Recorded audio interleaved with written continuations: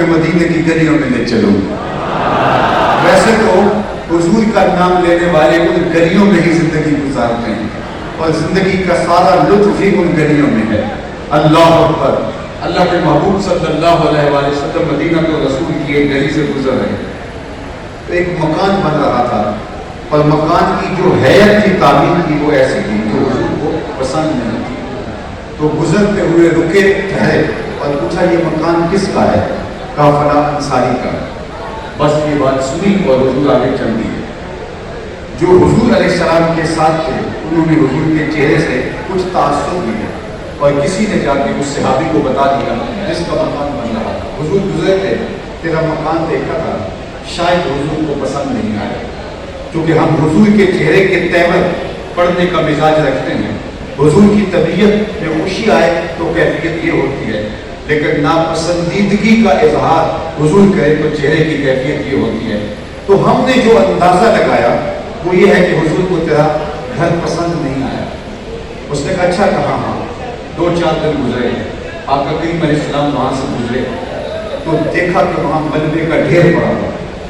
تو حضور نے فرمایا بلاؤ، صحابی کو بلایا گیا، کہا میں گزرا تھا، تیرا مکان دیکھا تھا، آج ملبے کا ڈھیر دیکھ رہا ہوں، کیا ہوا؟ عرض کی حضور میں نے گرا دیا۔ فرمایا کیوں؟ عرض کی سنا تھا آپ کو پسند نہیں، سنا تھا آپ کو پسند نہیں۔ میں اور آپ سر سے لے کر پاؤں تک دیکھیں ہمارا کیا کیا حضور کو پسند نہیں، عقیقے سے لے کر ولیمے تک دیکھیں ہمارا کیا کیا حضور کو پسند نہیں، اپنی شادی سے لے کر کے طرز سیاست تک دیکھیں کیا کیا حضور کو پسند نہیں، اپنی نجی زندگی سے لے کر کے سیاسی زندگی تک دیکھیں حضور کو کیا کیا پسند نہیں، اور پھر اپنا جائزہ لیں اور ہم اپنے آپ کو ان کی بارگاہ میں پیش کریں۔ پھر آپ کو کوئی بتانا نہیں پڑے گا کہ اپنے رخ کو یوں کر دو یا یوں کر دو، بلکہ جب آپ اپنا جائزہ لیں گے اور آپ کے پیش نظر یہ ہوگا کہ میرے آقا کو کیا پسند تھا، تو پھر خود بخود عمل کو محبیز لگے گی، پھر آپ کے لیے عمل کرنا مشکل نہیں ہوگا، آپ کے لیے جو ہے وہ یہ آپ کے لیے شاک نہیں ہوگا۔ لوگ کہیں گے تم نے کیسے کر دیا، لیکن تمہارے لیے مشکل اس لیے نہیں ہوگا کہ تمہارے تصور میں ہے کہ ہمارا محبوب کیسے خوش ہوتا ہے۔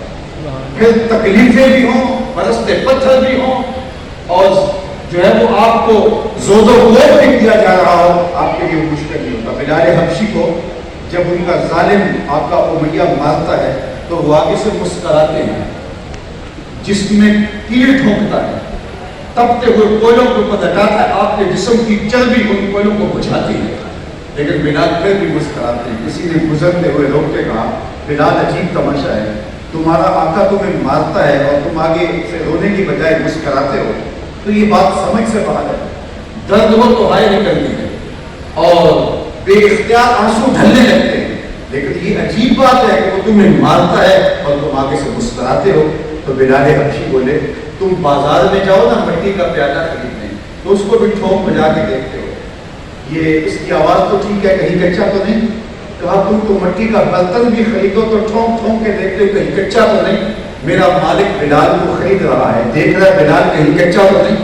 اور میں دیکھتا مالک خرید رہے بلال کو، کھال اتر بھی جائے گی، حق حق کی آواز ختم نہیں ہوگی، زخم پہ زخم کھا کے جی، خون جگر کے گھونٹ بھی، آہ نہ کر لبوں کو سی، یہ عشق ہے دل لگی بھی، دل لگی اور ہے، دل کی لگی اور عشق اور ہے، لیکن محض جو ہے دعویٰ عشق کرنا اور ہے۔ جب حقیقی عشق روحوں میں اتر جاتا ہے تو پھر محبوب کے لیے ہر مشکل انسان جی لیتا ہے، ہر تکلیف سے گزر جاتا ہے۔